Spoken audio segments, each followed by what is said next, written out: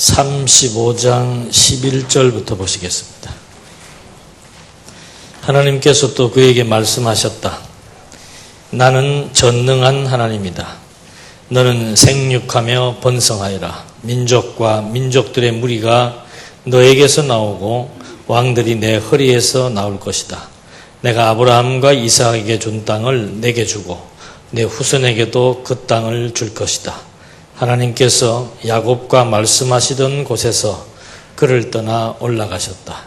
야곱은 하나님이 그와 말씀하시던 곳에 기둥 곧 돌기둥을 세우고 그 위에 부어드리는 제물을 드렸으며 또 그 위에 기름을 붓고 하나님께서 자기와 함께 말씀하시던 그곳 이름을 베델이라고 불렀다.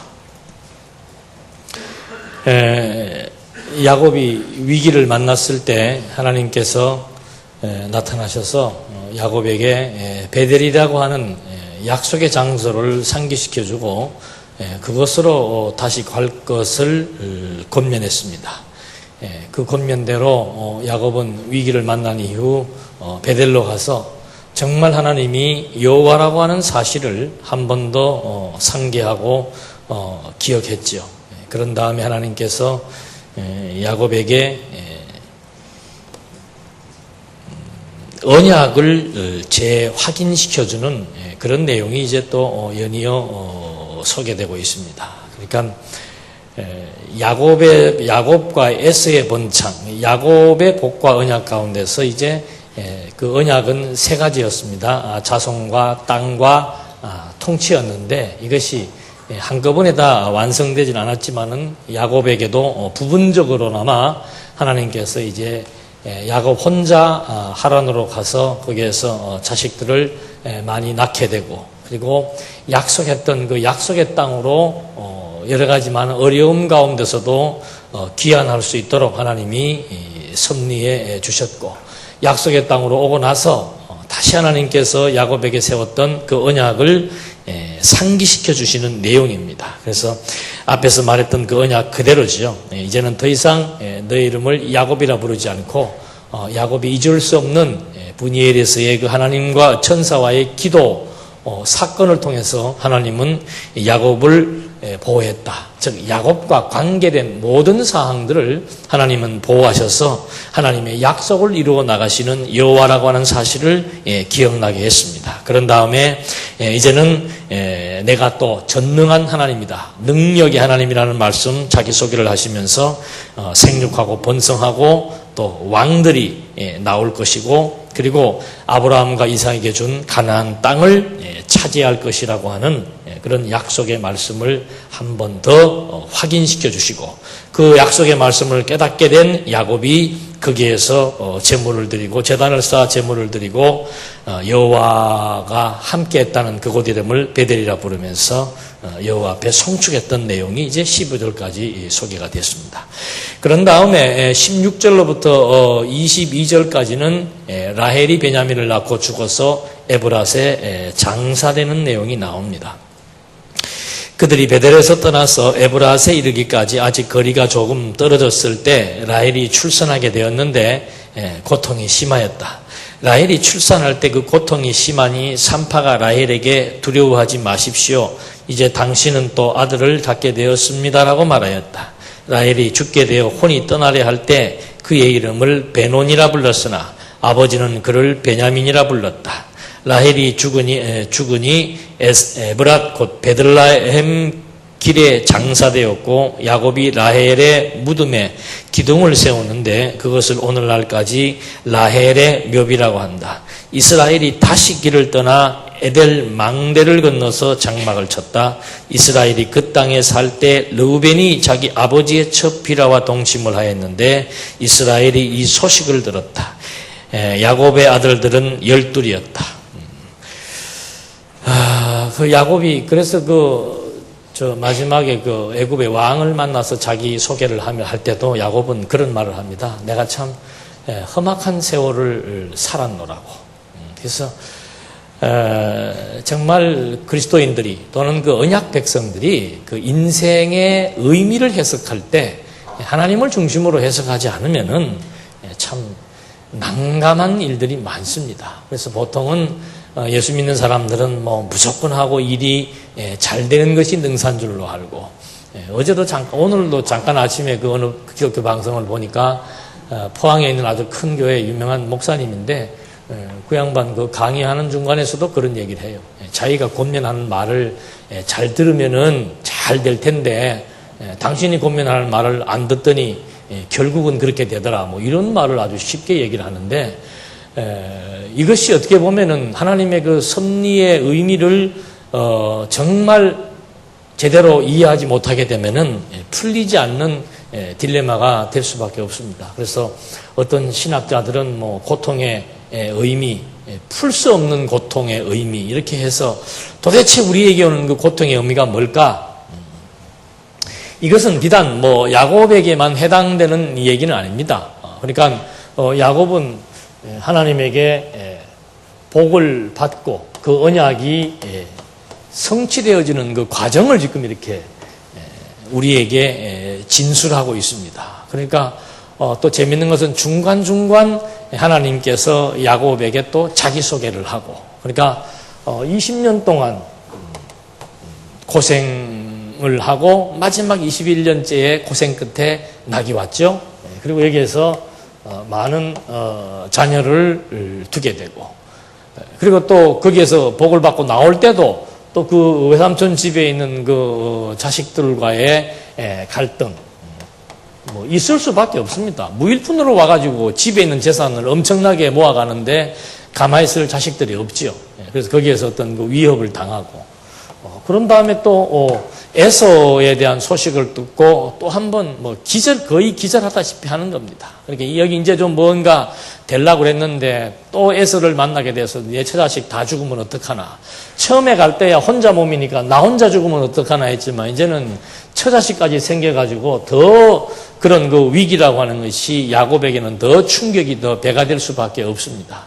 그런 상황 속에서 하나님 앞에 기도해서 하나님으로부터 이스라엘이라고 하는 칭호를 받게 되고, 그리고 또 거기에서 하나님 앞에 다시 제사를 드려서 이제는 좀 뭔가가 끝나서 좀 괜찮겠거니 생각을 했는데, 거기에서 또 세겜성을 차지하는 과정에서 자기 딸 디나가 강간을 당하는, 그래서 결국은 또 그 동네 사람들과의 작은 전쟁이지만 작은 전쟁에 의해서 그것을 뭐 떠나지도 못하고 이러지도 못하고 저러지도 못하는 상황에서 다시 하나님께서 나타나서 어디로 가라?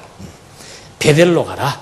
그래서 여기에서 또 하나님께서는 여호와의 힘을 생각나게 해주시고, 베델로 돌아와서 하나님 앞에 하나님이 또 나타나서 지금 그 대목입니다. 하나님이 베델에 와서 또 나타났을 때 다시 한번 이스라엘이라고 하는 이름의 의미를 상기시켜 줍니다. 그리고 하나님께서 아브라함, 이삭, 야곱에게 했던 그 언약을 다시 한번 또 재확인시켜 주는 거죠. 그렇게 했으면 이제 좀 여기서 끝났으면 좋겠는데, 그 언약을 받고 또 베델이라고 해서 거기에서 기름을 붓고 돌 위에 기름을 붓고 제물을 드리고 하나님의 이름을 부르고 다시 한번 새로운 마음으로 무장을 했을 때, 그때 이제 또 가장 사랑하는 누구예요? 라헬이 그 베냐민을 놓다가 사망을 하는 겁니다. 그러니까 뭐 레아가 죽었을 때야 모르겠습니다만은 하여튼 가장 사랑하는 여인이 그것도 애기 놓다가 죽었으니까 그 야곱에게는 또 얼마나 가슴 아픈 일이겠습니까? 그럼 여기서 끝나면 좋은데 또 누가 레아에게서 난 그 르우벤, 이 큰아들이죠. 이 친구가 또 야곱의 그 첩과 또 통관하는 그런 뭐 집안 망신이죠. 어디 가서 말도 할 수 없는 그런 치욕적인 일들을 지금 야곱이 또 경험하게 되는 거. 이거 어떻게 해석해야 됩니까? 야곱이 죄가 많아서 그런가? 뭐 지금 여기서 봐도 야곱이 죄질 틈도 별로 없어요. 그냥 막 긴박한 상황 속에서 정말 쫓기다시피 하루하루 시간들이 막 긴장의 연속으로 오다가 꼭 중간 한 타임마다 하나님이 나타나셔가지고 하나님을 상기시켜주고 각인시켜주는 거죠. 탁탁탁 결정적일 때 하나님이 나타나서 각인시켜주고 또 한 번 또 충격적인 사건 또 당하게 하고, 이것이 하나님의 언약이 성취되어지는 과정인 것을 우리가 확인해 볼 수 있습니다. 그래서 어제도 잠깐 말씀을 드렸습니다만은 이것은 구약이니까 역사적 해석이 먼저 가미돼야 되죠. 그래서 역사적 의미라고 하는 것은 뭔가, 야곱에게 도대체 왜 이런 힘들고 어려운 정말 험악한 세월을 하나님이 주어서 이런 과정을 겪게 했는가? 그건 다른 의미 없습니다.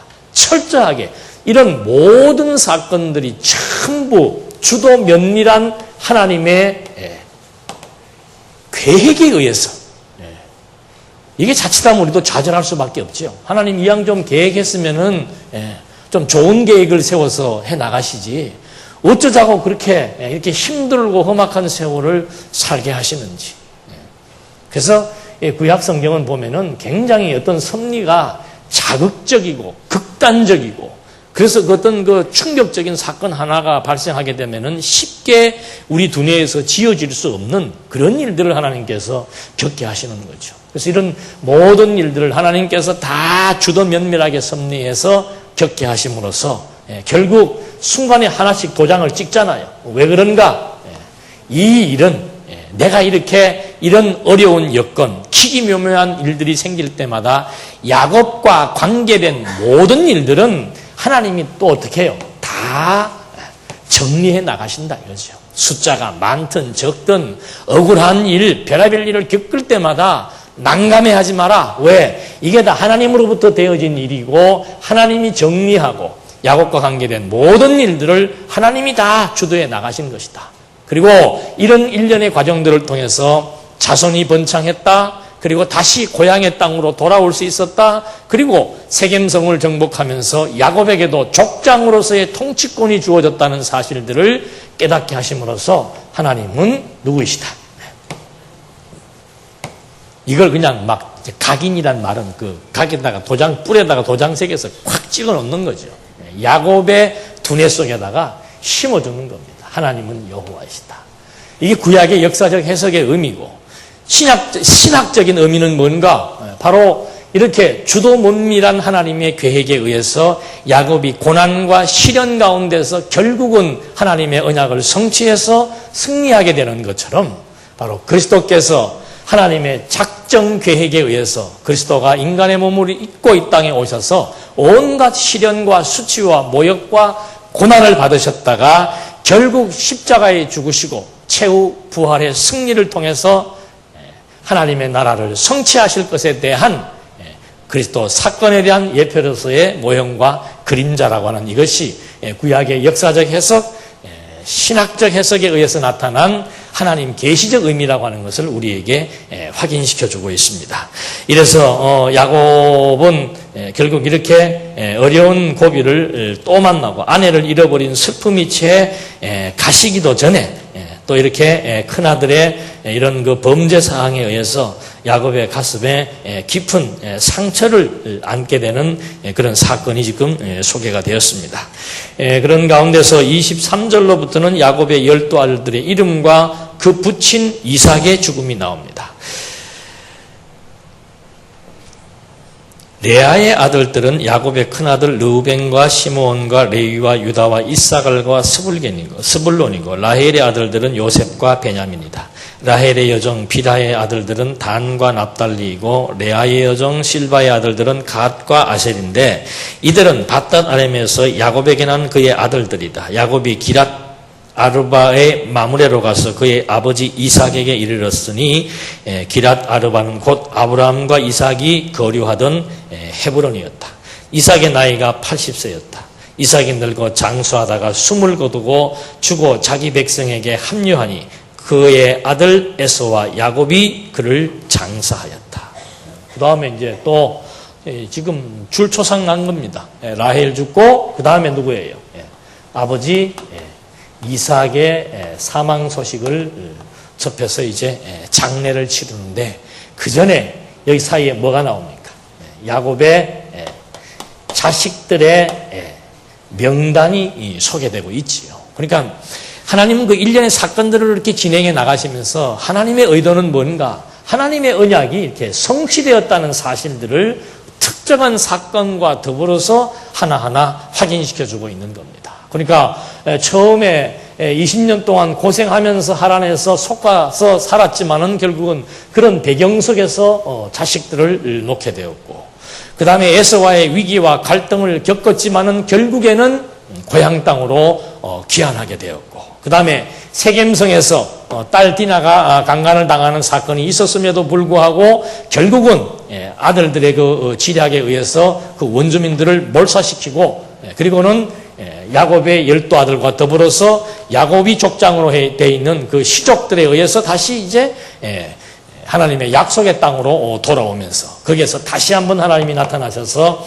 세 가지 언약을 다시 한번 더 확인시켜주고, 그 다음에 다시 이제 12명의 자식들의 명단을 통해서 결국은 이런 모든 것들에 대한 하나님의 언약이 이렇게 성취되었다는 사실들을 하나하나 소개하고, 그 다음에 아버지 이삭이 이제 자기 할 일을 다 마치게 되니까는 하나님이 불러가셔서 자기 백성과 합류하게 되었고, 그의 아들 에서와 야곱이 이제 그를 장사하였다. 이렇게 해서 23절로 9절까지의 말씀에서는 이제 그에 붙인 야곱의 아들들의 명단이 소개되고 그에 붙인 이삭이 죽는 장면이 나타났습니다. 그런 다음에 이제 36장 1절로 19절에서는 에서의 자손들과 그 족속들에 대한 족장들의 명단이 소개됩니다. 그러니까 에서, 그리고 원거리 호리 족속 세일 자손 들의 족장들의 명단, 그 다음에 에돔 땅 왕들과 에서에게서 나온 족장들의 명단. 그러니까 여기에서 이미 야곱의 12아들에 대한 명단이 소개되었고, 그 다음에 에서가 살고 있던 그 주변 나라 사람들에 대한 명단들이 소개되고 있습니다. 그래서 이미 여기에서는 주거지, 명단에는 어떤 그 주거지가 소개되어 있고, 지금 여기에서도 헤브론이라고 하는 것이 명시되어 있지요. 하나님께서 아브라함, 이삭, 야곱은 이미 하나님께서 주시겠다라고 하는 그 땅에서 살게 되었고, 그 다음에 야곱 혼자 하란으로 갔다가 12아들을 얻게 되는 자손이 번성되고 약속의 땅에 거주하게 되고, 그 다음에 야곱이 족장으로서의 어떤 그 권위를 갖게 되는 것을 소개해주고, 그 다음에 이미 버린 자들이지만은 에서에게도 하나님이 약속한 대로 에서의 자손들이 번성을 하고 그들이 지금 어느 지역에 살게 되었으며 에서에 사는 그 지방의 문화, 이들은 곧 이방 사람들과 결탁해서 살고 있다. 뭐 이런 사실들을 지금 하나하나 여기에서 나열을 하고 있는 겁니다. 이래서 야곱의 아들들과 그 붙인 이삭의 죽음 이후에 결국 에서의 자손들과 그 족속들에 대한 족장들의 명단이 이제 소개되는 것. 이것이 36장 1절 한번 보시겠습니다. 에서 곧 에돔의 계보는 이렇다. 에서가 가나안 여자들 중에서 그의 아내들을 맞이하니 헷 족속 엘론의 딸 아다와 히위 족속 시브온의 손녀이며 아나의 딸인 오홀리바와 하면서 쭉 소개가 되다가 19절에 이들은 에서의 자손이며 에돔의 족장들이다. 그러니까 야곱 자손과 여기 이제 약속의 땅이죠. 여기에는 아브라함, 이삭, 야곱 해서 거주지가 확정되어 있고, 그 다음에 에서는 이쪽 동네에 살고 있는 겁니다. 같이 혼합해서 살 수가 없도록 하나님은 섭리해 놓은 겁니다. 이삭과 이스마엘도 마찬가지죠. 이스마엘을 방출시켜 놓고 여기에 이삭을 살게 하고, 아브라함 부르고 이삭 부르고 그 다음에 야곱을 불러서 이스마엘은 방출시키고 이삭은 또 여기에 살게 하고, 에서를 이쪽으로 보내버리고 야곱을 여기에 살게 하고, 그래서 이미 노아 때 하나님께서 보여주은 것처럼 하나님의 언약 백성들이 살아야 될 주거지를 하나님 경계를 정해 놓으시고 여기에 살도록 하고, 야곱의 12아들을 하나님께서 출생케 해 주어서 족장으로서의 권위도 함께 부여해 주고, 여기는 여기대로 또 하나님의 언약이 이루어지는 것을 보여주심으로써 하나님의 언약은 언약 백성과 비언약 백성과 상관없이 하나님이 세우신 언약은 철저하게 그리고 정확하게 주거의 경계, 민족의 형성, 족장의 권위에 이르기까지 이 세 가지의 언약이 모형적이고 부분적이지만은 그때 성취되어지는 사건들을 통해서 계속해서 하나님은 여호와로 존재하신다는 것을 우리에게 확인시켜주고 있는 겁니다. 이래서 지금 그 에서의 족장들의 명단이 소개가 된 거죠. 그러면서 원거리 호리 족속 세일 자손들의 족장들의 명단이 이제 20절로부터 30절에 나오는데 30절 한 절 보시겠습니다. 디손 족장, 에셀 족장, 디산 족장이니 이들은 그들의 족속에 따라 세일 땅에 있는 호리 족속의 족장들이다. 해서 30절까지 해서는 호리 족속 세일 자손들과 족장들의 명단이 소개되었고요. 31절로 43절까지 해서는 에돔 땅의 왕들과 에서에게서 나온 족장들의 명단이 소개되고 있습니다. 그래서 31절에 보니까 다음은 이스라엘 자손을 다스리는 왕이 있기 전에 에돔 땅에서 다스렸던 왕들이다 해서 그 에돔 지역에 원래부터 살고 있던 그런 자들의 명단. 그래서 결국은 에서가 여기에 에돔 지역에 살고 있던 원래 사람들의 명단도 소개하는 이유는 뭔가 하면은 에서와 이 에돔에 원래 살고 있던 사람들이 결국은 여기에서는 혼혈족이 형성되게 되는 것이고, 여기는 아브라함, 이삭, 야곱해서 언약의 백성들의 계보가 이어지도록 섭리해 나가시는 것이고, 그래서 이 하나님의 섭리 역사는 물론 그 창세기 1장으로부터 11장까지 해서는 시조와의 언약입니다만은 그 시조와의 언약에서도 핵심적인 내용이 어디에 있는가? 전부 계보에 따라서 전개되고 있는 겁니다. 물론 그들이 땅에 편만하게 흩어져서 각 지파별로 셈, 함, 야벳이 어느 지역 경계로 나뉘어져서 어디 어떻게 살 거주지도 하나님께서 정해놓으신 대로 이동하게 되었지만은 또 아담의 계보, 노아의 계보, 그리고 마지막에는 함과 셈과 야벳의 계보가 소개되면서 셈의 계보를 통해서 12장 아브라함을 불러서 아브라함에게 다시 언약을 세우기 직전 11장 마지막의 내용에서는 셈의 계보가 소개되고 있는 거죠. 이건 역시도 마찬가지입니다.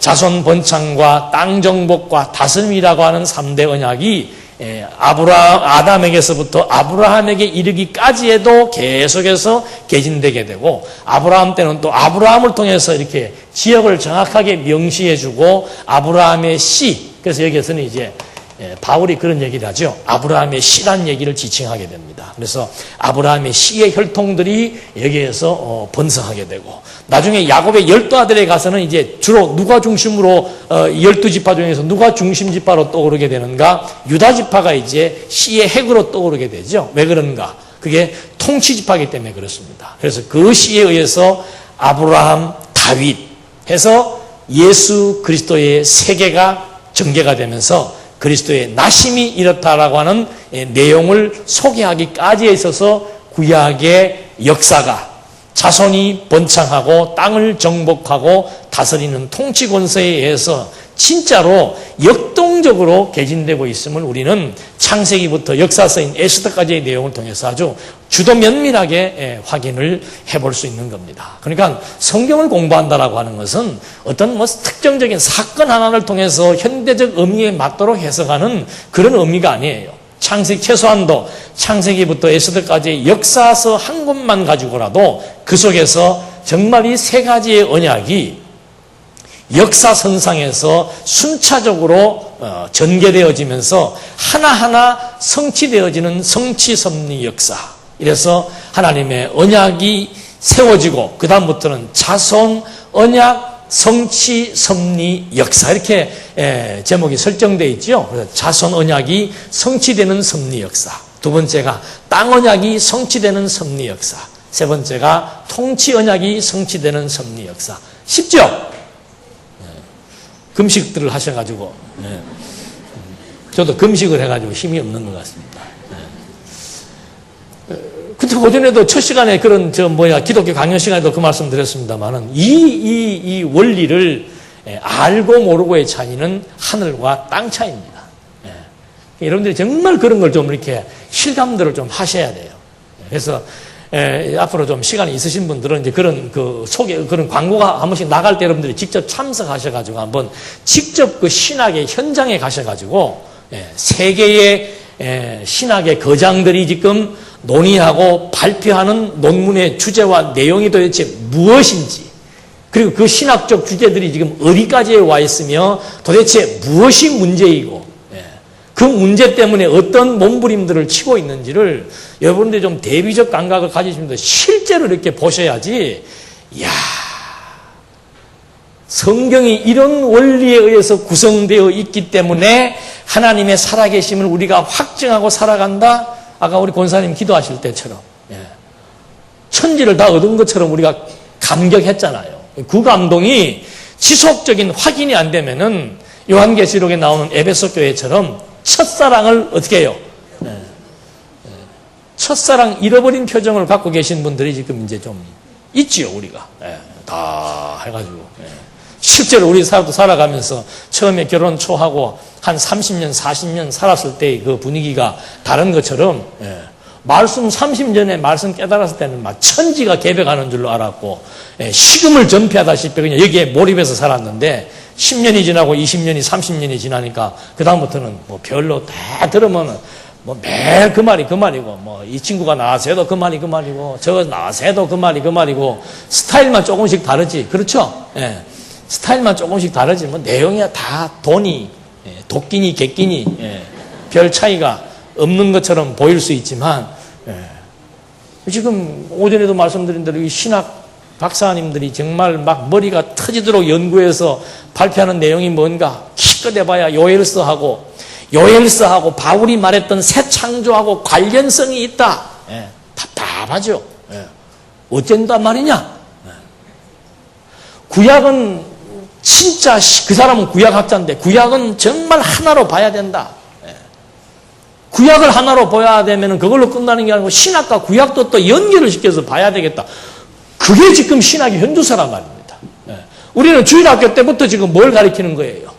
신구약이 지금 한 권이라는 걸 가리키고 있고 구약과 신학은 너무도 당연한 통일성을 가지고 있고 신구약의 연결고리가 무엇이며 어떤 원리에 의해서 개진되고 있다는 것을 그냥 눈 감고 그리라도 다 그리잖아요. 그래서 이게 강의하는 사람 입장에서 이거 맨날 뭐 이게 혈압 올라가면서 얘기해봐야 별로 이렇게 전달이 안 되는 것 같더라고요. 한번 가셔야 돼. 가셔서 정말 한번 눈으로 보시면서 이야 이게 정말 언약 성취사적 성경신학이 가지고 있는 이 원리가 성경을 해석할 때라든지 어떤 교리를 분석할 때라든지 어떻게 차이가 나고 왜 정확하고 왜 맞는지에 대한 것들을 우리 스스로가 검증해낼 수 있는 그런 시간과 학습이 필요하지 않겠는가. 여기도 지금 뭐 다 뭐 별말이 아닌 것 같습니다. 우리하고 상관도 없는 사람들의 이런 뭐 사는 동네 누가 살았더라 이거 뭐 별로 우리 관심 없잖아요. 그런데 여기에서 왜 이걸 이렇게 중요한 하나님의 말씀인 특별 계시인 성경 속에 이걸 기록해 놓았는가? 언약 성취사적 원리가 없으면 이걸 해석을 할 수가 없습니다. 여러분 혹시 주변에 누가 있으면 물어보십시오. 지금 이 창세기 여기에 36장인가 여기에 지금 이게 왜 나오는지 에서와 에돔에 누가 살았었는데 족장이 누구인지에 대한 명단이 왜 나온지를 한번 물어보시란 말입니다. 아마 조선천지에 지금 이걸 강의하는 교회는 없을 거예요. 아무 의미도 없는 거. 지금 여러분도 별로 읽으시면서 별로 뭐 이렇게 의미 있습니까? 그런가 보다. 뭐 에서는 뭐 에돔은 모르겠다 이거는. 우리는 야곱이나 조금 알면 되겠지. 근데 하나님은 일반 이건 선택받은 민족을 통한 하나님의 언약 성취 섭리 역사라면은 이건 유기된 자들, 하나님의 아들과 사람의 딸들이라고 하는 대비적 관계 속에서 하나님은 똑같이 생육하고 번성하고 땅을 정복하고 다스리라고 하는 그런 계시적 차원에서 양자를 대비시켜 가면서 하나님은 언약을 성취하시는 여호와이시다. 계속해서. 그러니까 시편 찬양의 내용의 그 주된 내용들은 전부 다 누구를 찬양하라. 계속해서 지겹도록 나오는 단어예요. 왜? 시편을 기록한 저자들이 자기들의 삶의 여정, 자기 나라의 이스라엘의 역사를 공부해 보면서 하나님이 여호와라는 게 너무도 분명하게 확인되니까 찬송의 대상은 여호와밖에 없다 이 말입니다.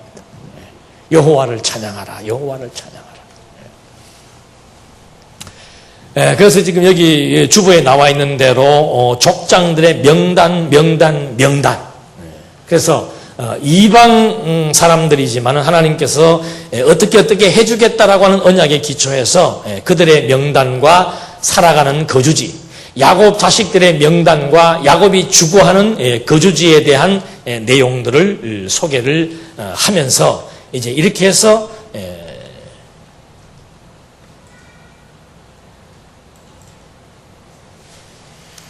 선민의 열조와의 언약의 내용이 이제 끝을 보게 되는 겁니다. 그러니까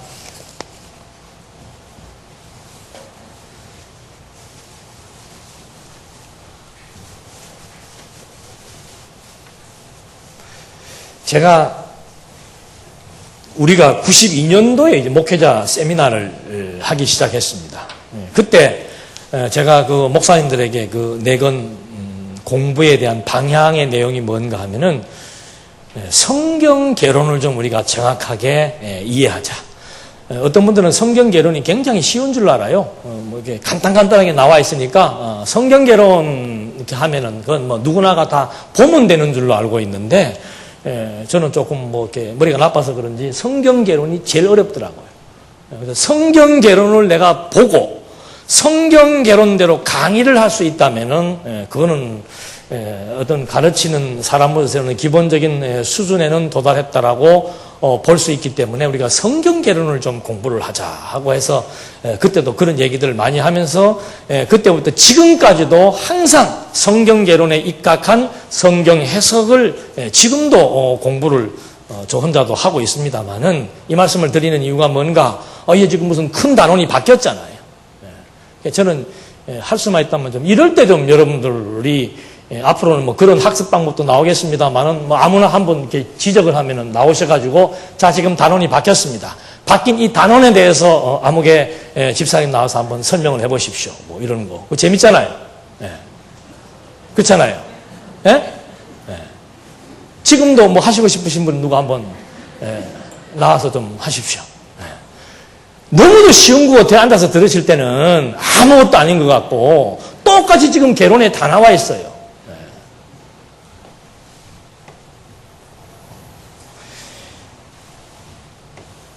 이게 하나님의 언약 섭리죠. 1장부터 몇 장까지예요? 12장까지. 이거 알죠? 여기서 누가 나와요? 시조. 그 다음에 열조. 열조는 이제 아브라함으로부터 시작하는 것이고 시조는 아담으로부터 시작하는 것이고 이게 지금 하나님께서 창세기 1장으로부터 12장까지의 내용입니다. 여러분 이 부분도 굉장히 골치 아프고 이게 난해한 부분이에요. 지금 구약신학자들이 전부 다예요. 전부 다. 여기서부터 여기까지의 중요성을 알고 지금 설명하는 학자들은 한 사람도 없습니다.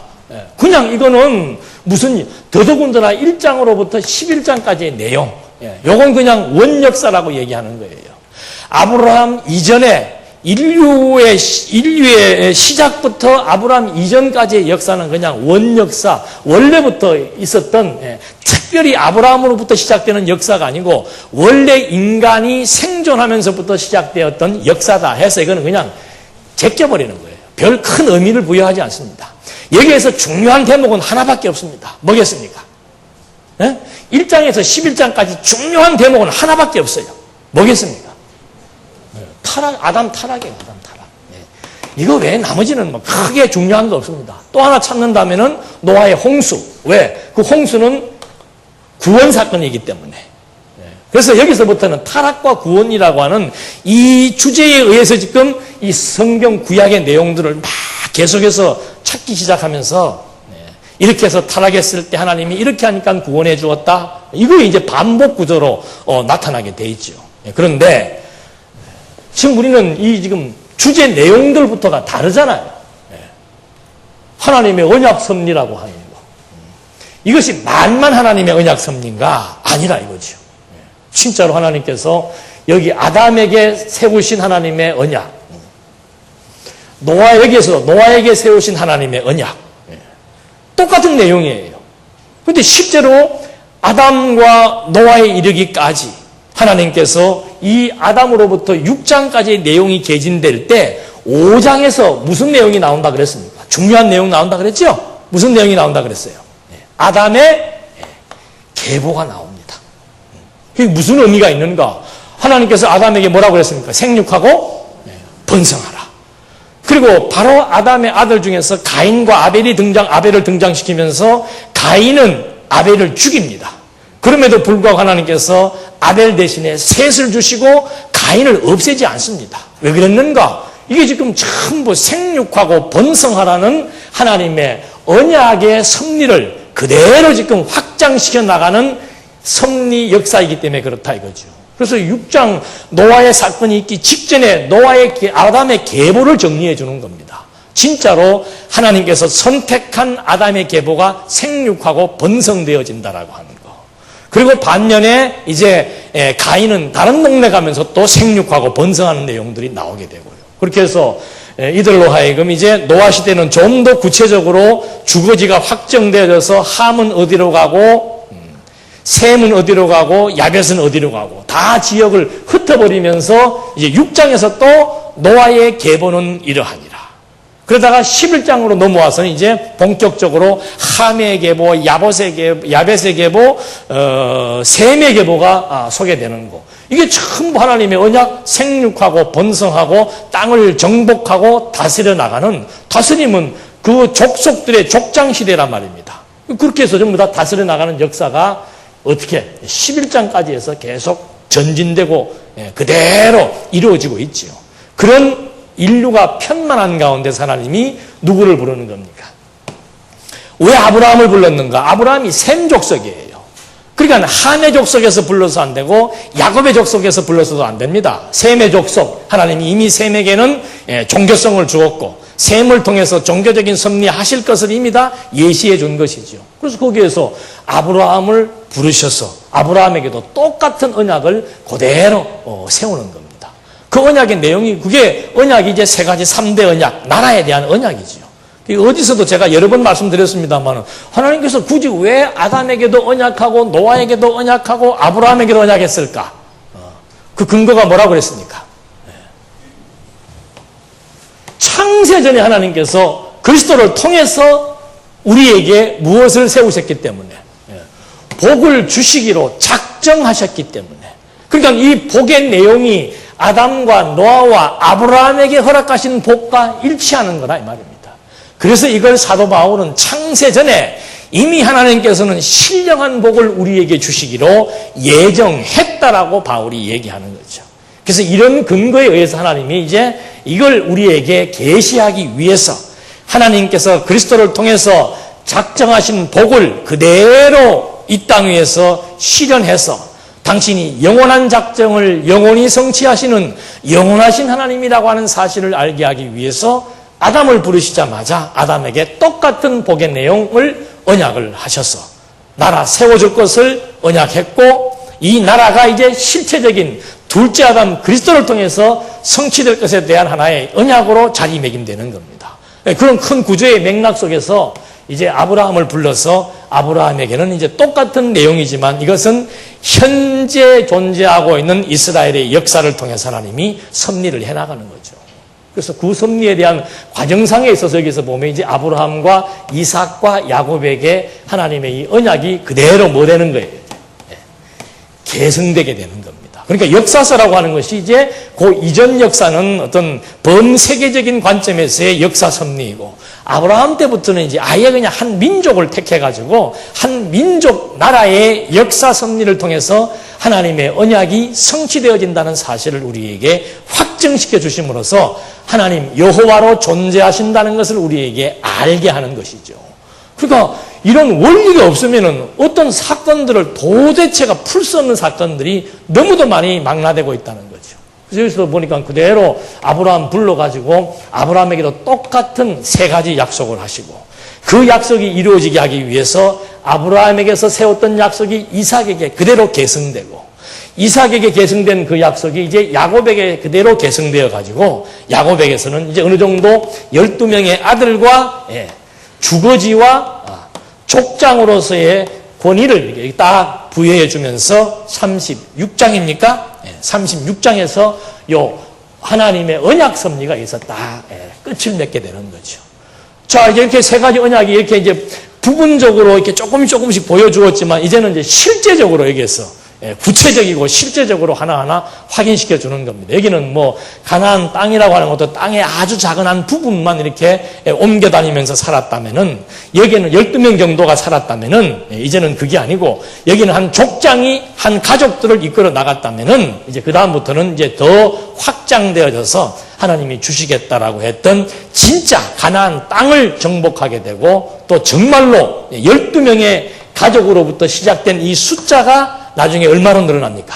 60만, 장정만 60만 되는 엄청난 숫자로 번성하게 되고, 가나안 땅을 정복하게 되고, 그리고 유다지파에게서, 진짜 유다지파에게서 왕이 출생하고, 그 왕에 의해서 12부족이 통일왕국을 이루어서 명실공히 한 나라로 이렇게 형성되어지는 역사, 이것이 지금 이 이후로부터 전개되어지는 역사죠. 그래서 첫 번째가 뭔가 하면은 자손 언약이에요. 자손 언약, 성취, 섭니다. 이거 하나만 가지고도 한 시간 이제 풀어나가는 거예요. 그러니까 이 개론이 뼈대지만, 뼈를 알려면은 이건 뭐 전체를 다 알고 그 뼈를 설명을 해야지, 뼈다구 하나 꺼내가지고 그거 갖고 맨날 얘기해봐야 그 말이 그 말 같고 더 이상 이해가 안 되는 거죠. 그래서 이 개론적 구조를 가지고 지금 성경을 볼 수 있다라고 하는 것은 진짜 요즘 우리 자동차에 있는 그 뭐예요? 그 내비게이션. 성경이라고 하는 이 방대하고 복잡한 내용을 아주 쉽고 간결하게 찾아 들어갈 수 있는 하나의 길잡이인 거죠. 그래서 지금 그 구조 그대로 지금 여기서 설명되어지는 겁니다. 그러니까 36장의 마지막 부분에 나와 있는 이런 내용들도 보면은 하나님께서 선택한 야곱의 가족들의 명단을 소개함으로써 진짜로 이제 야곱에게 자식을 준다고 약속하시더니 12명의 아들을 주었고, 야곱이 살아야 될 땅도 이제 점령하면서 부분이지만은 거기에 살게 했고, 족장으로서의 권위도 하나님께서 세워주었고, 그렇게 해서 여기에 약속이, 하나님의 언약이 아브라함, 이삭, 야곱에게 아주 확실하고 분명하게 계승되도록 섭리해 나가신 하나님. 이제 그 다음부터는 첫 번째 언약, 큰 언약이죠. 자손 언약이 실제 이스라엘 역사선상에서 성취되어지는 섭리 역사가 창세기 37장으로부터 어디까지예요? 민수기 30장까지. 이게 이제 여기서 나오는 구조지요. 여러분들 다 거기 개론에 나와 있는 대로 그 첫 번째가 뭐예요? 이게 참 논리적이에요. 자손 언약 성취 섭리니까 제일 먼저 뭐가 이루어져야 되겠습니까? 언약 자손, 아무 자손이 아니고 언약 자손이 뭐 하는 거? 번창하는 거. 논리적으로도 맞고 순서적으로도 맞잖아요. 언약 자손이 번창을 하고, 그 다음에 하시는 게 뭐예요? 신의 산 맞습니까? 신의 산 언약을 수립하시는 거죠. 그러니까 언약 자손을 번창시켰으니까 언약 자손이니까 신의 산 언약 맞아요? 아니에요?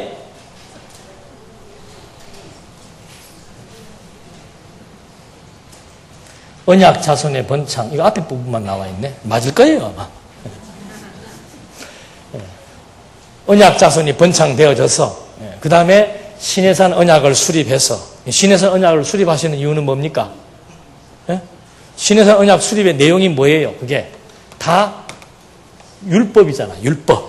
그 율법을 통해서 하나님께서 이 백성을 자기 백성으로 삼으시는 겁니다. 애굽에서 번창한 백성들을 이제 자기 백성을 삼는 거예요. 어떻게 삼는가? 하나님이 거룩하기 때문에 자기 백성들도 어떻게 만들어요? 거룩하게 만드는 거예요. 거룩하게 만드는 방법이 뭡니까? 그게 신의 산 언약이에요. 제사규례를 통해서 자기 백성들 제사규례를 통해서 거룩한 백성으로 성결시켜 나간다 이 말입니다. 그 번창시키고 하나님이 거룩하니까 자기 백성들도 거룩하게 성결케 하는 규례. 그렇게 해서 신의 산 언약을 수립해서 여호와 하나님이 어떤 분이신 것을 잊어버리지 않게 하고 자기 백성들로 하여금 문서화된 율법과 또 이스라엘 백성들에게만 주어지는 특이한 제사 규례에 의해서 여호와 하나님의 친백성으로서의 삶을 이제 하나님께서 이끌어내시는 거죠. 그렇게 한 다음에 세 번째가 뭡니까 이제? 광야에서 어떻게 해요? 시련과 교훈을 주시는 겁니다. 왜 그러시는 거예요? 애굽에서 번창되었으니까 자기 백성 삼기 위해서 거룩하게 구별해 놓고 난 다음에 어떻게 해야 됩니까? 하나님을 섬기게 하는 거잖아요. 그러니까 이게 논리적으로도 탁탁 맞는 거예요. 그리고 실제적으로 본문 내용에서도 들어가서 보면은 이제 창세기 37장으로부터 출애굽기 18장까지의 내용에서는 전부 언약 자손들이 어디에서 아까 말했던 아브라함과 이삭과 야곱이 거주했던 그 동네에 살고 있다가 흉년이 들어가지고 어디로 가는 겁니까 이제? 애굽으로 이주하는 거예요. 그게 창세기 마지막 부분입니다. 애굽으로 이주했다가 출애굽기 전반부에 나오는 내용이 뭡니까? 애굽에서 어떻게 해요? 생육하고 번성하는 내용이 나오는 거예요. 그럼 우리는 다 알고 있죠? 하나님께서 왜 애굽으로 보낸 겁니까? 이미 열조 아브라함에게 약속을 어떻게 했는가? 네 민족이 큰 민족을 이룰 것인데 어디에서 큰 민족이 이루어지는가? 애굽의 종살이 이방에 객이 되어가지고 몇 년 동안 400년 다 정해놓은 겁니다. 이방 애굽 땅에 내려가서 객이 되어 노예 생활하면서 얼마 동안 400년 기간 동안 노예 생활하면서 거기에서 큰 민족으로 번성하게 된다. 하나님의 언약 성취예요. 전부 다. 작은 사건들도 하나님의 언약 성취에 의한 사건들이고 큰 줄기의 내용들도 전부 다 하나님의 언약이 이루어지는 과정상에 있어서 열조 아브라함과 이삭과 야곱에게 세웠던 언약을 기초로 해서 하나하나 지금 전개되고 있다 이 말입니다. 그래서 성경은 이런 맥락 속에서 봐야만 통일성을 찾을 수가 있고 하나의 이유와 목적을 찾을 수가 있고 그 하나의 이유와 목적에 의해서 내용이 논리 체계를 갖고 전개되고 있다는 것이 확인되어야만 성경이 진짜 이것이 일관된 논리적 통일성을 가지고 있고 그래서 성경은 진리이고 이 다양한 주제들이 하나의 주제와 목적을 향해서 전부 다 귀결되고 있다는 사실을 확인하게 되니까 어느 내용의 어느 부분을 읽더라도 주제와 목적과 결론은 하나로 딱 떨어질 수밖에 없다 이 말이죠. 그래서 지금 이 큰 단원이 바뀌었기 때문에 잠깐 말씀드리지만 여기에서 언약 자손이 번창하는 것이 창세기 37장으로부터 출애굽기 18장까지의 내용입니다. 여기에서 이미 이제 어느 정도 주거지를 확정해 놓고 여기에 오면은 주거지를 어떻게 해야 됩니까 이제? 가나안 땅에서 어디로? 애굽으로 주거지를 이동을 시켜야 됩니다. 그래서 여기서 이제 한 번 더 확인을 시켜주고 몇 명이 살았는지를 한 번 더 확인시켜주고 이제 그 다음에 나오는 내용이 뭔가 하면은 언약 자손이 번창하는데 하나님께서 어떻게 해요? 이것도 세 단원이지요. 하나님의 보호와 형통이 있습니다. 어디 가운데서 보호하는가? 범죄 가운데서 보호하고 형통케 하시는 하나님의 섭리 역사. 왜 범죄 가운데서 보호하고 형통케 하시는가? 여기는 본문 내용 하면서 확인해 볼 수 있습니다. 하나님은 요 과정상의 섭리를 통해서 하나님의 계획은 이들을 어디로 데려가야 됩니까? 애굽으로 데려가야 되는 거예요. 그래서 지금 여기에서 발생한 형들의 범죄, 이 사건들을 통해서 결국은 요셉이 애굽으로 팔려가는 것이 이제 이 장면에서 연출되게 되는 거죠. 우리의 표현은 팔려갔지만 하나님의 표현은 뭐예요? 요셉의 표현도 뭡니까? 형들은 나를 팔았지만 하나님은 나를 어떻게 해요? 애굽으로 미리 보냈다. 왜 보냈는가? 아브라함과 세우신 언약대로 우리 12명, 약 한 70명의 가족들이 애굽 땅에 내려왔지만 애굽에서 종살이하면서 400년 기간을 거침으로 60만 대군으로 늘어날 것이 하나님의 언약이었기 때문에 그 언약을 성취하기 위해서 지금 하나님은 일로 보내기 위한 준비 과정, 이것이 형들의 범죄와 그런 어려운 환경 속에서 하나님께서 보호해서 이제 요셉을 죽지 않고 애굽으로 파송시키는 하나님의 섭리 역사. 그런 다음에 이제 출애굽기 처음 나오는 부분에서 생육과 도전이 나오는 것이죠. 그러니까 여기에서는 범죄로 말미암아 요셉 그 창세기 마지막 장에 요셉이 어디로 내려갑니까 이제? 애굽으로 내려갔고 마지막에서 또 야곱의 70명의 가족들이 애굽으로 이주하는 것으로 창세기가 끝을 냅니다. 그런 다음에 출애굽기 넘어오면은 또 똑같이 애굽으로 넘어왔을 때의 야곱의 가족들에 대한 명단이 소개되는 거죠. 숫자가 나오는 거예요. 이렇게 왔는데 애굽에서 어떻게 됐다? 생육하고 번성했다 이 말입니다. 무엇대로? 열조 아브라함과의 언약대로 생육하고 번성했는데 이제 생육하고 번성해서 하나님의 정하신 때가 되매 그 출애굽기에 그런 말이 나옵니다. 때가 참에 이들을 여기에서 해방시켜야 되니까. 왜? 가나안 땅으로 다시 가야 되니까. 그래서 그들로 하여금 애굽의 권세에 도전하게 하시는 하나님의 섭리 역사. 도전하면 결과가 어떻게 돼요? 반드시 해방과 승리가 보장된 거죠. 이게 확정된 역사라 이 말입니다. 그래서 우리는 작정론을 얘기하는 거예요. 이스라엘 민족은 반드시 애굽에게도 그 애굽이라고 하는 지금의 미국 권세보다 더합니다. 막강한 권세예요. 노예로 살고 있던 민족이 그런 권세에게 도전을 한다? 그건 죽음을 자초하는 일입니다. 아무도 그 일을 하려고 하지 않아요. 그런데 하나님은 모세를 불러서 도전을 시키는 하나님의 섭리 역사. 바로의 마음을 강팍해도 하고 모세의 마음을 약하게 강하게도 마음대로 움직이면서 결국에는 이스라엘 민족에게 있어서 하나님의 작정대로 해방되게 하시고 하나님의 작정대로 승리하게 하시는 것. 이것이 언약 자손이 번창하는 내용이죠. 우리 엊그제 축구 재밌게 봤잖아요. 영국에게 이길 수 있습니까? 없습니까? 근데 이겼잖아요. 스트레스 확 풀리더라고요. 근데 또 우리가 늘 상대적으로 예민해져 있는 일본하고 또 시합을 해서 어떻게 해요? 그건 승리할 수도 있고 어떻게 패배할 수도 있는 거죠. 근데 하나님이 정해놓은 승리, 이스라엘 민족이 애굽에게 도전해서 해방받고 승리한다는 이것은 확정된 사실이죠. 오늘도 마찬가지예요. 하나님의 몸된 교회, 그리스도의 지체된 몸된 교회가 과정상에 있어서는 고통받고 시련받고 위축되고 약해질 수 있지만 최종적으로 무엇이 보장되어 있습니까? 승리가 보장되어 있는 거예요. 영국을 이겼을 때의 승리의 쾌감, 일본을 이겼을 때의 승리의 쾌감, 그런 것과는 비교가 안 되는 거죠. 마지막 가면 믿는 자를 찾아보기 힘들 정도로 세상 권세, 음료 권세, 종교 권세와 정치 권세가 이 그리스도의 교회를 핍박하고 탄압하는 그런 엄청난 시련과 보탄 속에 빠지게 해서 이제는 교회는 없어지는가 보다, 이제는 믿는 자를 찾아보기 힘든가 보다라고 하는 가장 약한 자리에 집어넣었다가 영광의 주가 강림하시면서 세상 권세를 타파하시고 그리스도의 영광을 드러내심으로 말미암아 이 교회가 최종적인 승리의 영광과 찬가를 부를 것에 대한 하나의 예표로서의 모형과 그림자이죠. 그래서 요 언약 자손이 번창되어지고 시내산 언약이 수립되어지고 광야의 시련과 교훈을 통해서 자손 언약 성취 섭리가 하나님의 언약대로 성취되는 내용인 것을 우리가 확인할 수 있는 겁니다. 그 확인하는 대목 가운데서 이제 범죄 가운데서 보호하고 위기 가운데서 형통케 해서 하나님의 언약은 반드시 이루어진다는 사실들을 확증케 되는 내용으로 다음 시간에 계속해서 확인해 보도록 하겠습니다. 기도하시겠습니다. 살아계셔서 우주와 만물을 뜻대로 섭리하시는 하나님 아버지, 하나님의 뜻을 깨닫는다라고 하는 것은 우리의 삶의 의미가 됩니다.